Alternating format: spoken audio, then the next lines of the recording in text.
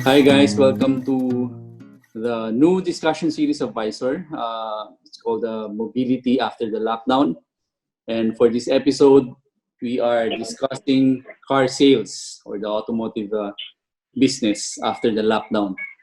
And joining us for this episode are the dealer principals from Toyota Balintawak, Mr. Cosco Oben, and from the LICA Group, Mr. Tey Sornet. And we also have the former Lexus Manila President, Mr. Danny M. Isla. And we have the commercial head for automotive of Carousell, Mr. Karl Magsuci. So guys, for our first question, what do you plan on doing to be able to bounce back after the quarantine? Yeah, so this COVID is changing the business landscape, no? Definitely, of course, not only in our business, but in other businesses as well. But maraming mga new normals that we really have to adapt to. But I think the first objective that any of us dealers would have as they loosen up the ECQ, or once we get into GCQ, is to ensure the safety of our team members and customers. No, for our customers, we have to give them a peace of mind that our dealers are safe to visit. You know, by doing disinfection, letting them know about our protocols on how we conduct business, especially with this new norm with social distancing. You know? So, yun ang pinaka-importante. We have to ensure, of course, our team members first and our customers that it's safe to visit our dealership. Now, of course, meron pa ring thinking yung mga customers natin that even if we're advertising that our dealership is safe to be visited, they'd still rather stay at home. So we have to be able to adapt to that. How? I guess digital, online.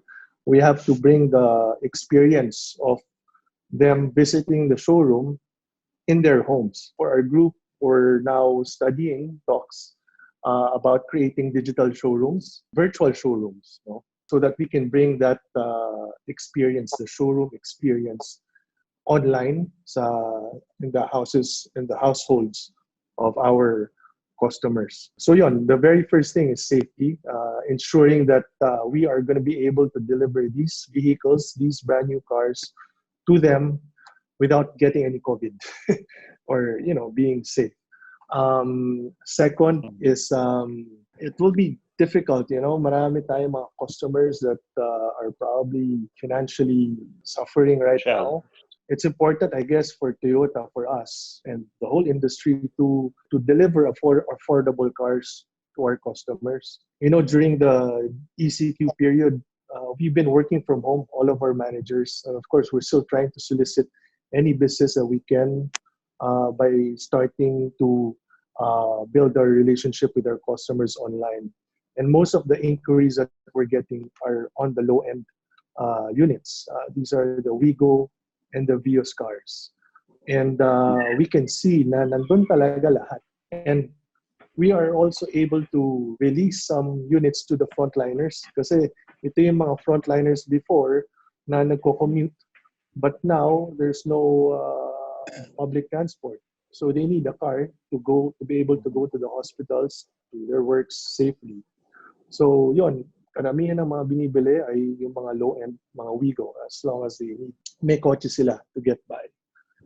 And we need to build affordable cars, make mga packages, make it more affordable so that all of our customers, lahat yun, anything that would fit the financial needs of our customers.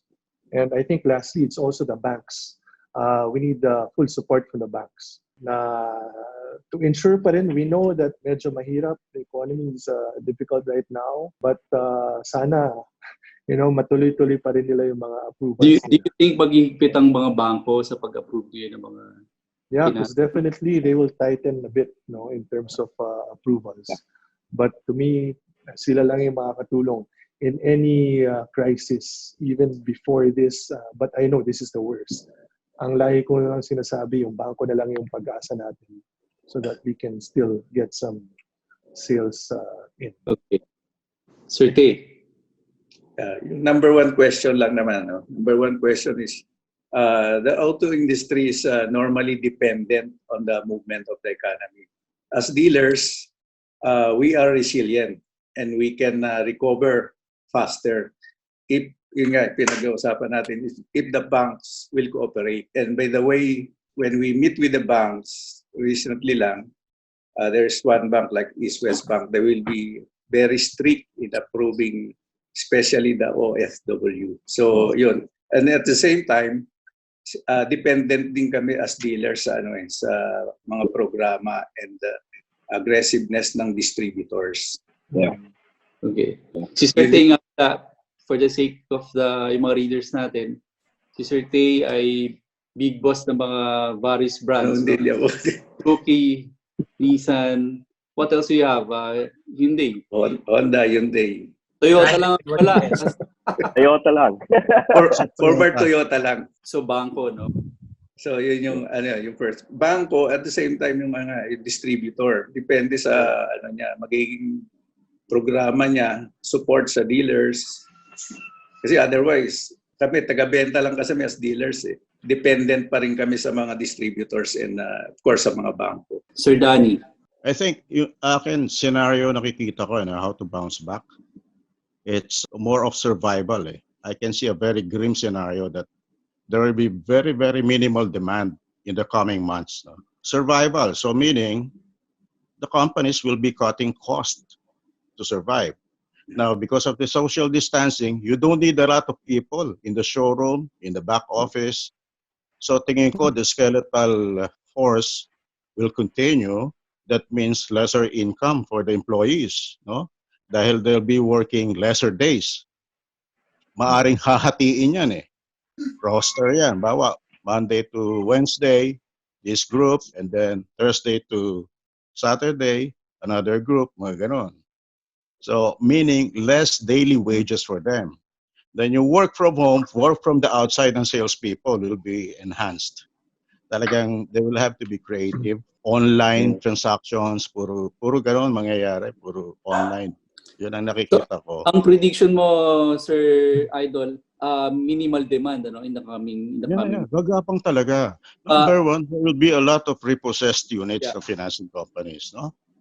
And then, babaha ng second-hand cars na napakamura. Like what is happening now here in New Zealand. Yung mga used car dealers dito na maliliit, nung nag-lockdown, they sold all their inventory at cost. Ubus naman kagad dahil ang laki ng baba ng presyo Because there's a lot more units are coming from the leasing company. Yung mga car rental, thousands of units are coming in. So siyempre, with the influx of very cheap used cars, apektado rin ang brand yun yan, di ba? So medyo mahirap talaga. It's gonna be a challenge for the dealership for the coming months. Pero knowing the likes of Cosco and Tey at the hand, they will weather it. They will weather it.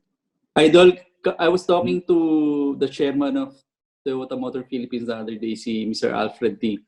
And medyo hoping siya na baka mangyari sa atin yung nangyari sa China na sinasabi niya nagkaroon ng pent-up demand. Because nung April daw, nag-bounce back China, mas mataas pa yung sales ng car market ng China nung April this year compared sa April last year. He was kind of hoping na sana ganun din ang mangyari sa Pilipinas. Sana. I think, boss, ang difference sa China is their credit market is not as extensive as ours. Most people transact in China in cash. I was reading up on that. The reason why supposedly car sales spiked in China was because everyone was afraid to ride public transport. So what they did was they just decided to buy cars. But I believe it is a temporary spike. Ang question niyan is sa atin, the problem is our ability, the average Filipino's ability to spend is not as big, di ba, compared to yung mga people who are ready to buy a car in China. As Mr. Cosco Oben and Mr. Tey Sornet have said, reliant din tayo sa financing arm ng mga bangko, di ba? And I was talking to someone earlier, sabi, the banks are reassessing how they will go about these things because ang daming pending for approval na bank loans, wala silang ina-approve because hindi nila alam how to move forward. Wala pa silang definite plan. Yun ang nakwento sa akin. Someone else from the auto industry talking to the banks. Tama yan, tama yan. Yeah, I'd like to emphasize what Sir Danny mentioned. I want to highlight what he said. It's about survival. Definitely, we're going to be on a survival mode. There will be a lot of consolidation that will happen. Perhaps the bigger dealer networks will be able to thrive in the situation, but the smaller ones and those who have not really prepared for financial for this kind of situation will have a difficult time. But at the same time, the key word for survival is adaptability. Who will be able to adapt to the current situation the fastest? Yes. And I think my observation with the automotive industry, having been with the industry also for quite some time, especially in the Philippines, we are still relatively a very traditional market when we talk about selling or marketing vehicles and even purchasing. The behavior of Filipinos are still the very traditional. I want to go to the dealership. I want to see the car. I want to touch it and feel it and stuff like that. No, but more and more, actually, even before COVID, in more progressive and first world countries, basically, online has becoming to be part of the business model, and it's actually contributing a big chunk of their revenues and their sales, no, from online. And I think it took COVID for us to realize, especially the industry right now, and not just the industry, but even the market, to realize that, hey, actually, I can do things via online. Yung dating tingin ko na hindi ko nabibili o hindi ko nahanap online o kailangan kong puntahan, yung pala, I can get via online. And the group of Mr. Oben and Mr. Sornet are preparing to bounce back, no? That is also the purpose now of Carousell. We are actually a support group to the automotive industry because we are now here to provide the channel, the new channel, to be able to reach out to customers right away. And as a matter of fact, well, kasi ang Carousell po, before we became Carousell, we were actually OLX. No? And OLX was really known for sourcing used cars, correct? So, but now, because we see that the trend really is towards digital. So Carousell is even developing features in our platform that will help new car dealerships, brand new car selling. So it's now really a marketplace for everyone. So online is not anymore just finding for used cars to buy, but even reaching out to customers of brand new vehicles, to reach out, to be able to be in touch, to be in communication with our customers in spite of the social distancing or the quarantine that we are experiencing right now. I mean, it's inevitable. We cannot survive in a world that's just forever in quarantine. We have to be able to continue to move forward, to progress, be business as usual. It's just being able to adapt to the new norm and finding new channels, new ways in order to reach out to our customers. Because kanina binanggit mo na sa tingin mo parang bebenta yung mga maliliit, yung mga entry level na kotse. So anong mga most tingin mo adversely affected na mga segments now moving forward? Well, first, basing from, wala naman kami sa luxury segment. I'm sure si Sir Danny would know about that. But just talking about our market, let's say the Toyota, Nissan, Mitsubishi market, what would really sell now, and from what we've already experienced in our study during this ECQ period, all the inquiries are really leaning towards the low-end vehicles. Like for us in Toyota, karamihan mga Wigo and Vioses talaga yung inquiries. And like I said, the ones that we released to the frontliners during the ECQ period only revolves around this two units always. It's the Wigo and the Vios. Now, the inquiries also for the Fortuner, kasi yan, medyo high-end na yan sa market namin, no? The Fortuner, yun, it has really gone down, although we've also been getting some inquiries also for Innova and Hilux. I think the next higher end or higher segment, if you would say, where the inquiries are coming in is the Hilux. But I guess that can also be a given because the government put a lower tariff on that. No? Kaya dun din nagiging mas affordable din ngayon yung mga pickups. Well, based on experience during this lockdown period, because after the lockdown, nag-usip agad ako anong pwede namin gawin, which is to go online right after the lockdown. So until now, Pero pa kayo every day, specific, sir, na mga models na pinupush nyo? yeah, actually, all brand naman, naka-online kami. Then, every day, I got a report from all the brands indicating there how many in a day applied online, make a deposit online. So we can see there what models and what brands are saleable during the lockdown. And I noticed that compact cars priced at 600 and below are the most are applied for and made the deposits. Imagine, I think as of today, from March 16th to date, around almost more than 7,000 or 8,000 already credit application we got. Imagine that. So it seems na yung sinasabi nga nila na yung nangyari sa China, Mukhang mangyayari pa rin. mukhang mangyayari. Kasi even the one who may deposit online, around na kami, nasa more than almost 2,000 units na kami. Wow. Sir, may mga dealers na nagbukas na kayo sa probinsya? Sir, sa... Wala pa kami. Wala pa kami. Boss, di ba sa Toyota meron ng mga nagbukas sa GCQ, di ba?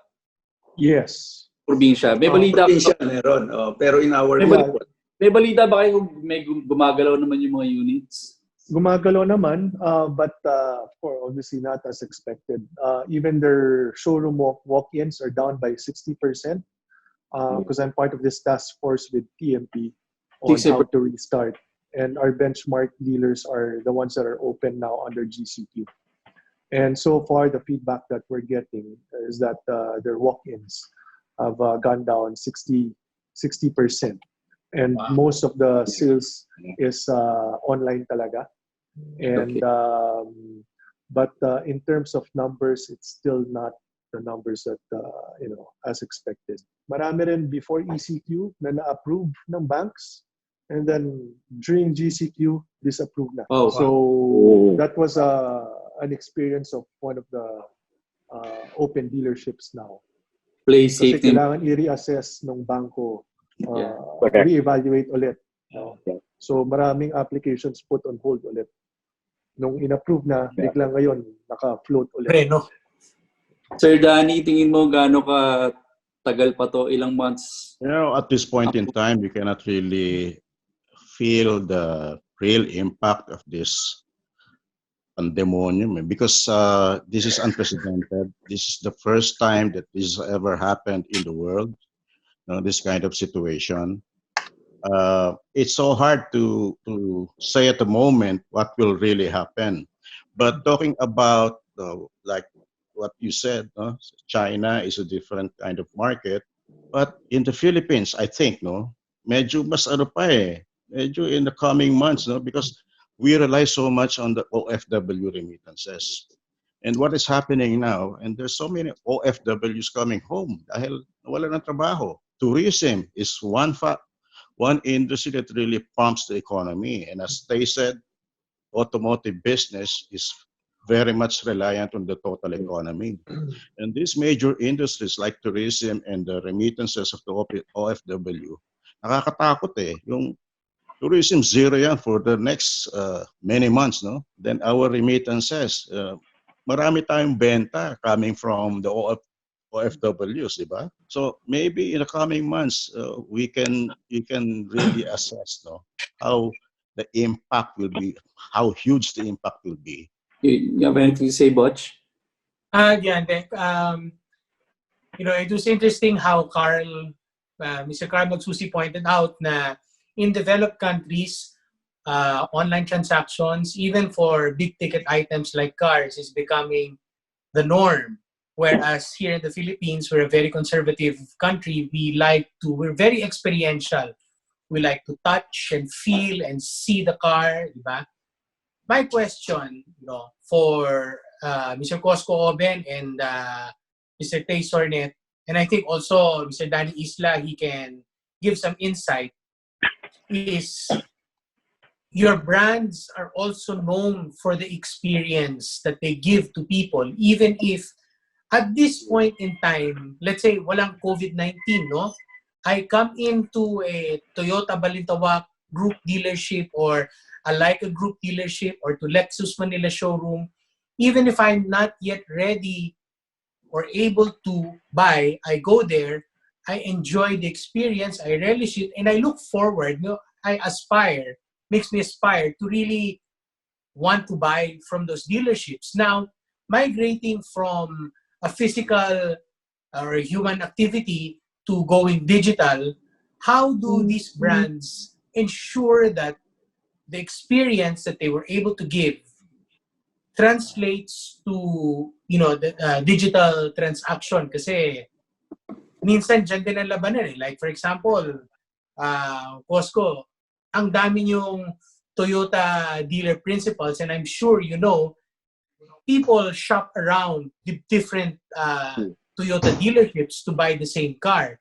And ang edge nyo is, you talked about this sa akin before, all of your employees have a very high job satisfaction, which translates to customer satisfaction. Pag happy ang empleyado mo, happy ang treatment ng mga empleyado mo sa mga guests mo. If you go digital, how do you ensure that? Yeah, but well, one thing that we're doing, of course, this is something new to us, diba? That we're also trying to adapt to. We're also trying to learn which is the best way to, of course, still try to win a customer despite these difficult times.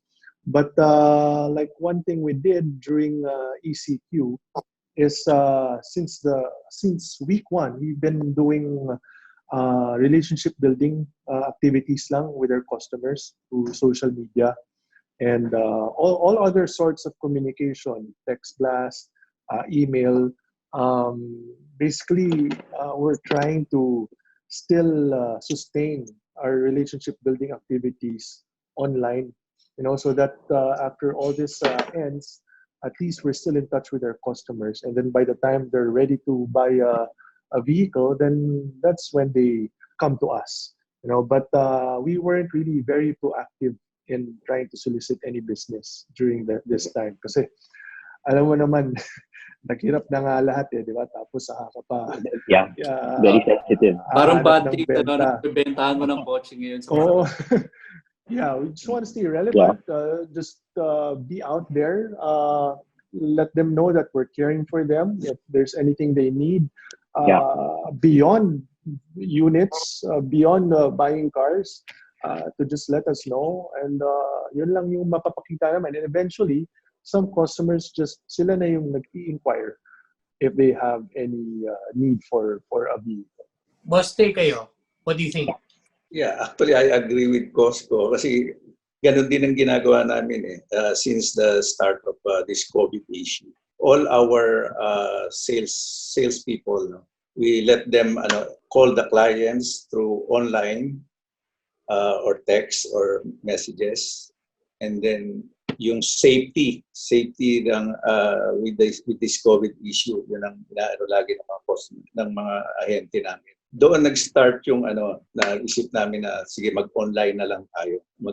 We sell online para maging trustworthy ang isang ahente namin.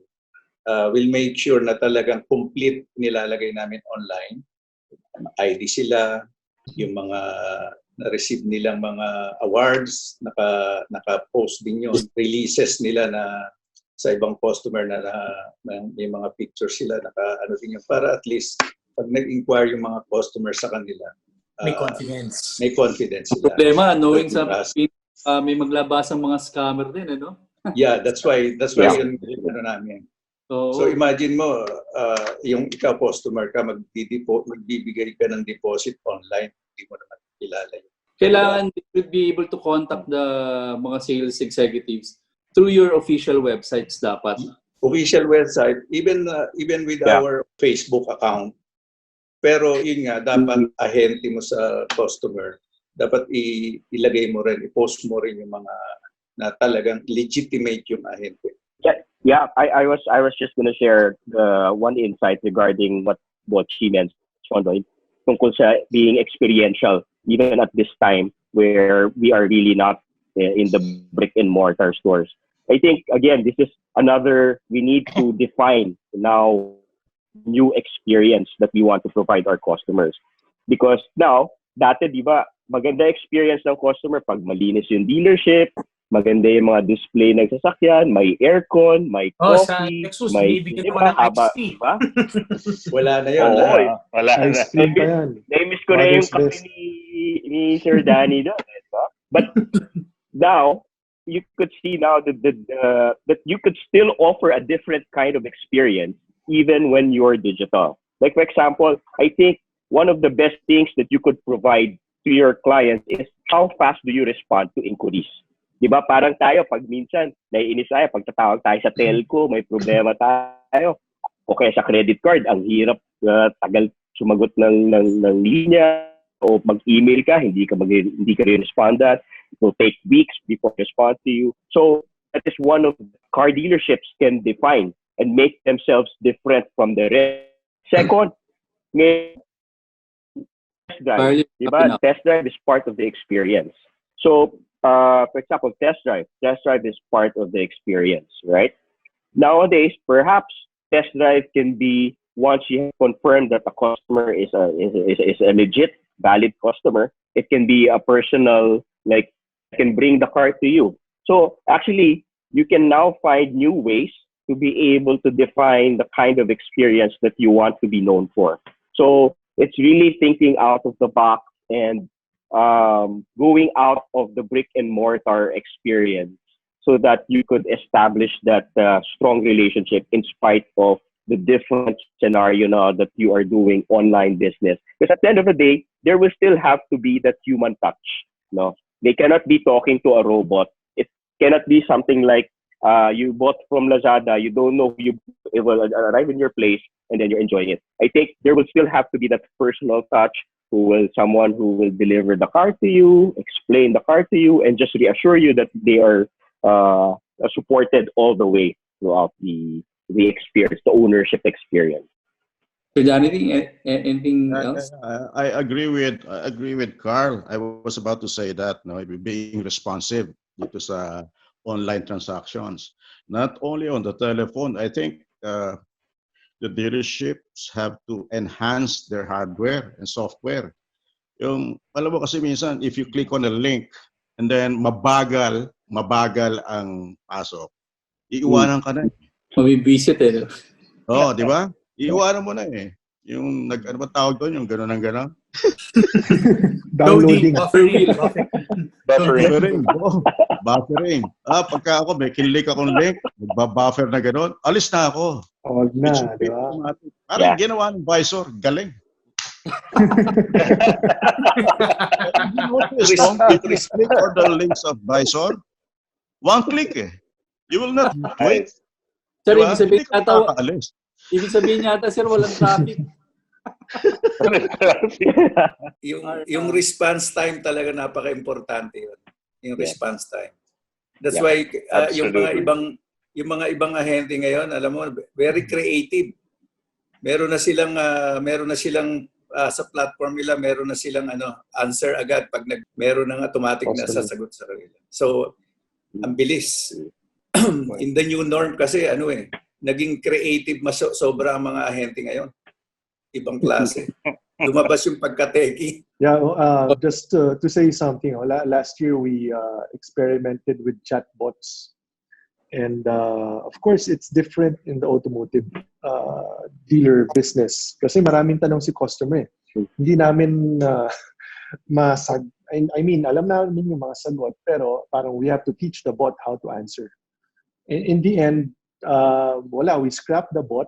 Yeah. We still did DIY. Meron na kaming call center, meron na kaming digital marketing team that handles all the inquiries online.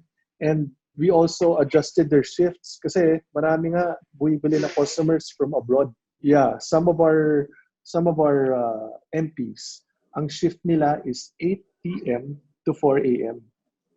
And then they just go to work at 10 o'clock. Basta something like that. Pumayag na kami. No, na ang importante lang, as long as you're productive, you're bringing the sales.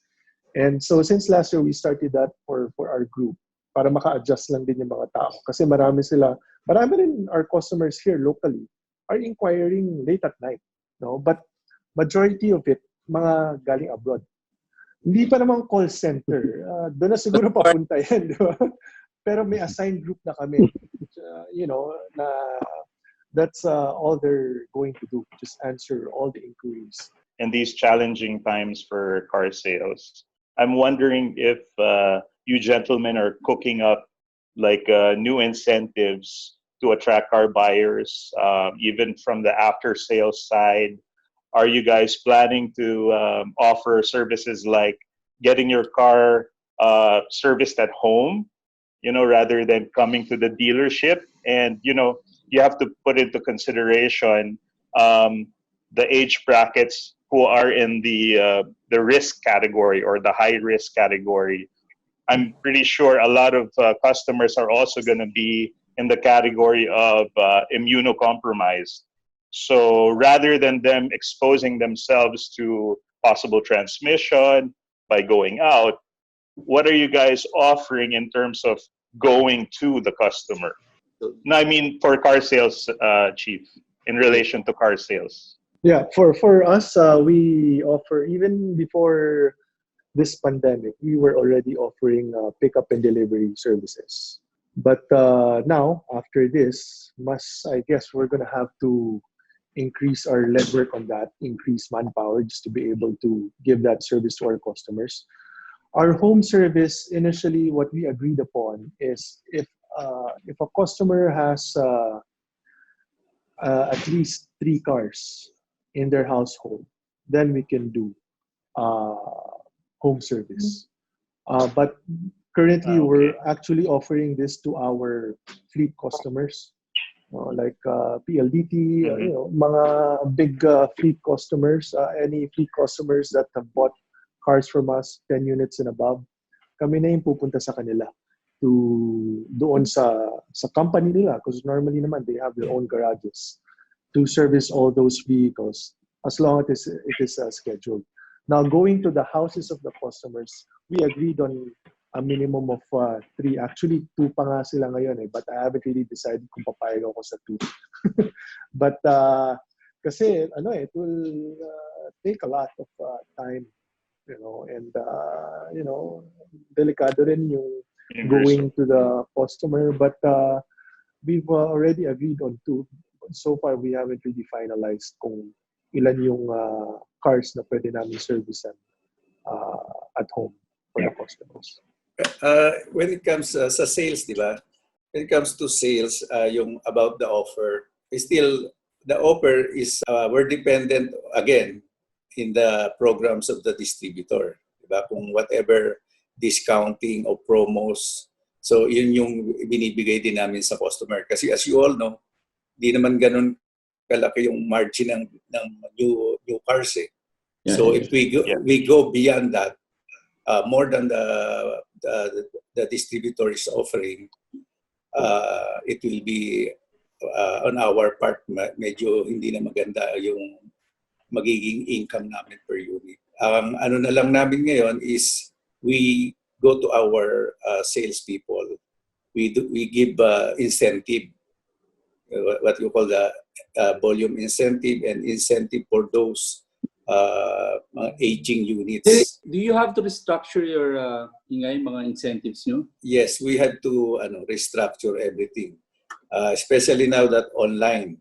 For the customer, yun pa rin ang offer namin kung ano yung, kasi normally ang distributor ngayon, they do all the programs, the promos. And those promos ang margin namin very ano na yun, very limited na yun. Hindi na ganun ka ano. Siguro 2% is the most. 2.5% ang natitira sa amin. So yun yung ano namin. So doon na lang sa volume ano na lang kami sa we're giving incentive to our people just to hit the target. For service naman, yun, we're doing the same. We tie up with a third party for also for the pickup and delivery. We do online appointments. I was just wondering lang, gentlemen, no?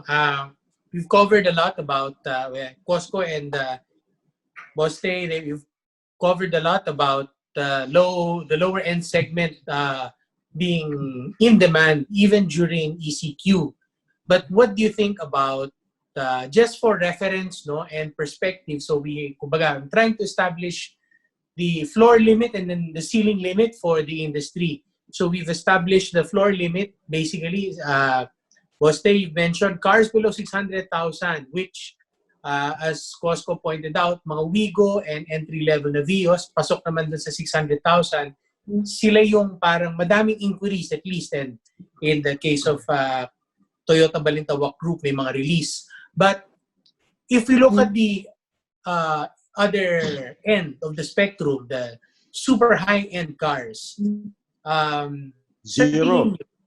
Affected? May difference? I was Gagalaw? talking to Spencer you yesterday. Zero siya last month. Zero. First time. Talaga?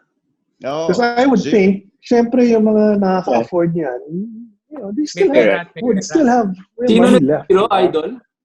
Yeah. But Sino nag-zero? BM, sabi niya. I don't know kung nilolo. If he's following me. Posible yan. Meron pa rin dyan yan.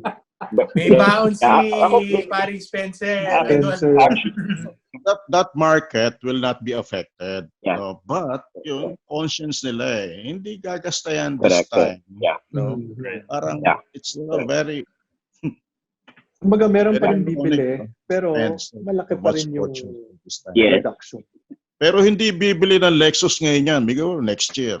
I was talking to another big dealer group. People in that segment, ang feeling nila, although they don't have validation, aminado sila, ang feeling nila, hindi naman masyadong apektado ang clients nila. But, to be prudent, di ba? Yes. Nakikisama sa mga empleyado or what, hindi gagastos mo this year.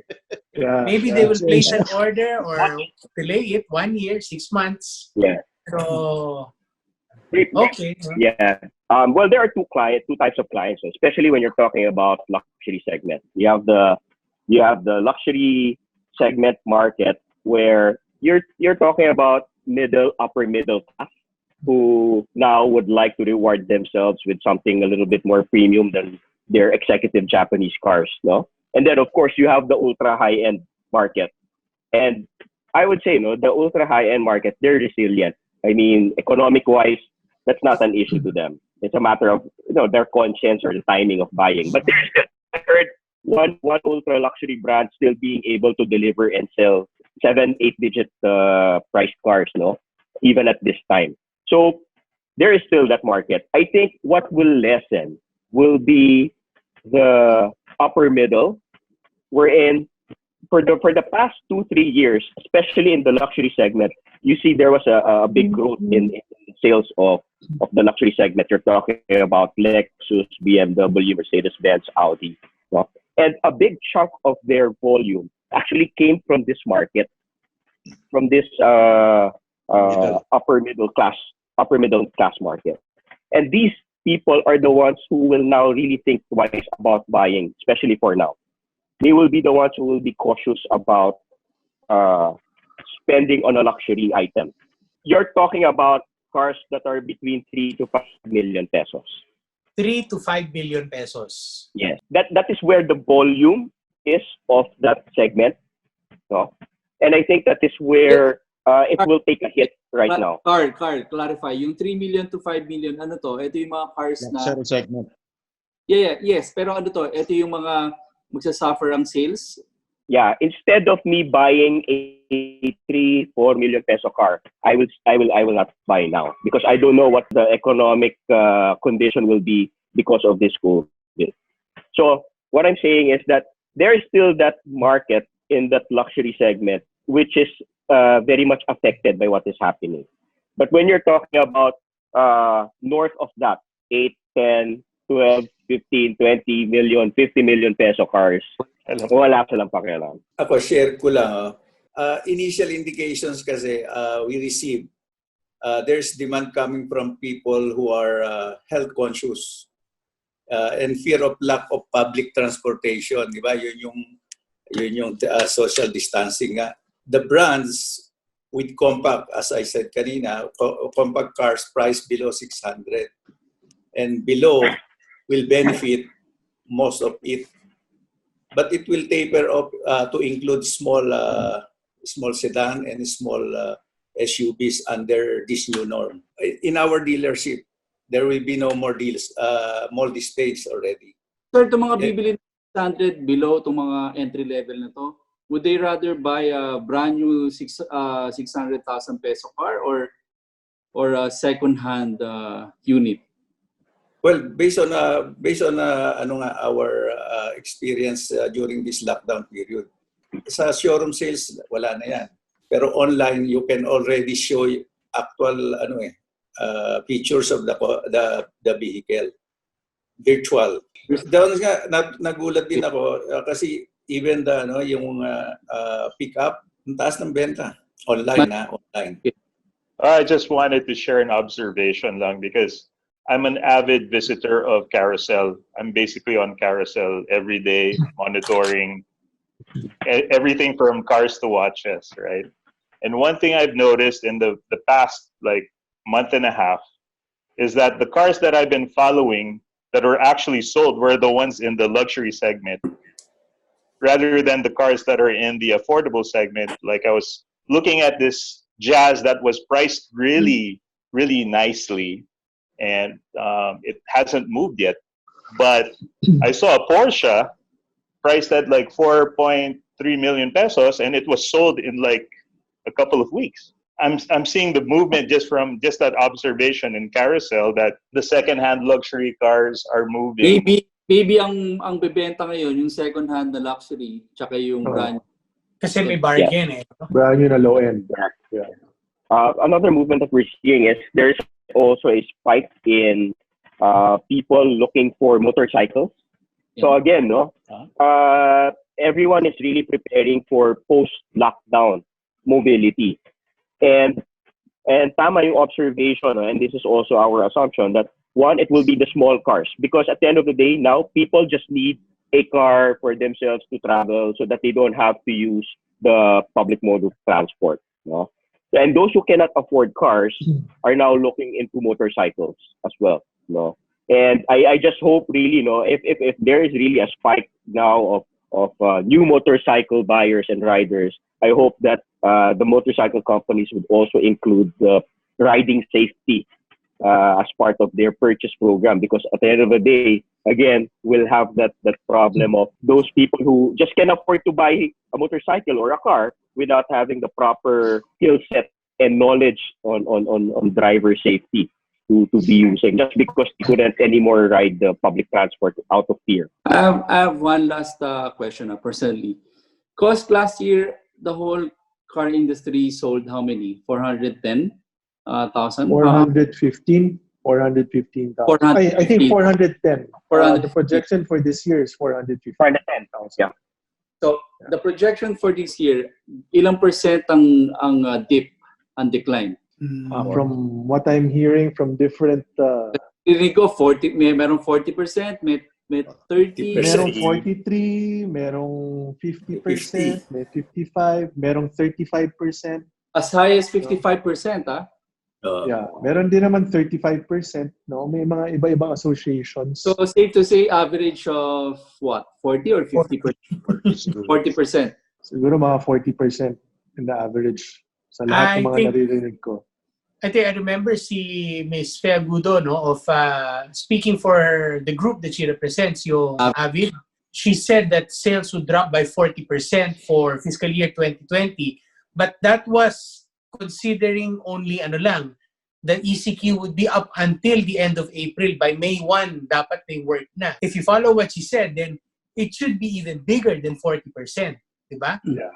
Tapos globally, Five nga. industry watchers are saying at least 40% drop in global car sales. On the average, is looking at that. Okay. Sir Danny, may mga trend ba dyan sa New Zealand na pwedeng ma-apply sa Philippines? Or? Actually, everybody here is guessing, lahat guessing because this is unprecedented. Walang basis walang benchmark This is the first time that this thing happened. So, wala Well, mga projection dito is also like that in the vicinity of 40% to 50%. Pero, Sir Tey, Sir Cosco, confident ba kayo 2021 balik yan? Well, we need a vaccine. that's what would. That's for sure. Di ba? That's the key for us to gain our confidence back. And I think hopefully we're expecting that first quarter next year pa. And then I think signs of recovery realistically wouldn't come until third to fourth quarter of 2021. 2021. Signs of recovery. Yeah. So ngayon talaga, it's really survival of the fittest, trying to adapt, trying to survive. And then, tsaka the problem kasi talaga is the banks. Yung approval ng bangko kasi definitely they will be very, very strict. Kaya kahit na ang dami mong customer dyan, useless din. Anyway, guys, any parting words, Butch, before we wrap this up? Natutuwa lang ako seeing friendly faces that I haven't seen in months. Si Mr. Danny Isla, Mr. Tey Sornet, and of course, Mr. Cosco Oben. Nakakatuwa. I mean, before we would see each other fairly regularly. So I'm happy that after months, I see you guys again. Idol. Mga bossing. Ikaw, idol. Dati, yung ganitong gathering, dati inuman to Cos, unay na kita siguro. Yeah, thank you, Vernon, for inviting me, and being able to share something that I hope we know or what's to come in our industry. And I guess like what I've been telling our team members also is just keep praying for this to end so that life can go back to the new normal, I guess. Sir Tey. Yeah, well, first of all, thank you very much for inviting me. Under this new norm, definitely digital online selling will be the key. The way to go. Yeah, wala nang iba. And hopefully, pretty sure in the next 6 months, automotive industry mahihirapang makarecover agad. Okay. With this GCQ or social distancing, matagal pa yan. Sa kapit lang. Yeah, kaya kapit lang talaga. Idol. Yeah, I'm very honored to be included in this loop. Although I've been out of the loop for quite some time, I feel honored to be invited by Visor. And I think Visor is doing a great job. Carry on. And sabi ko the name of the game, sabi nga, adaptability. And who can adapt? Yung mga magsasacrifice. There will be a lot of sacrifices. Even maybe pay cuts, something like that.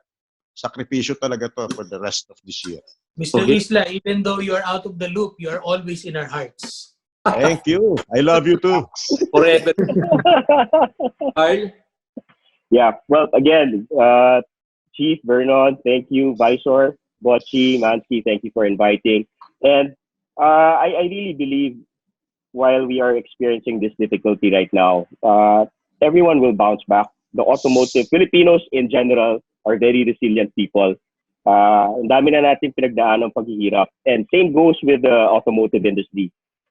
We have had several issues before. Remember when there was a train law, everyone was skeptical about performance of automotive, but we continue to see the rise after that. It's really a matter of adapting and being able to accept the new norm. Do not expect things will go back to the same old ways. I don't think that will happen. With what's happening right now, there will be a new norm. And what that is, we don't know. It's still evolving. And it's really how fast we will be able to embrace this and adapt to the situation and see how best we could take advantage of the opportunities that are amidst the adversity that we are experiencing right now. Yes, no, do not resist anymore. Yes. Of course, I'd like to thank this awesome panel of bosses from the industry. Thank you for gracing this episode. All I could say is, in a time of crisis, I'd like to hope that this brings out the best in all of us, and that we could all help each other towards, a productive future. So regardless of the challenges ahead, and of course, I'm a realist. I still have that sense of hope that if we work hard enough, if we become innovative enough, if we become creative enough, then we could survive this together. Praying for the best. Thank you. Okay, thank you guys, and thank you for watching this episode. Sana po abangan niyo yung mga susunod pa nating episodes where we'll be discussing other mobility-related topics dito po sa panahon ng lockdown or ng post-lockdown. Maraming salamat po.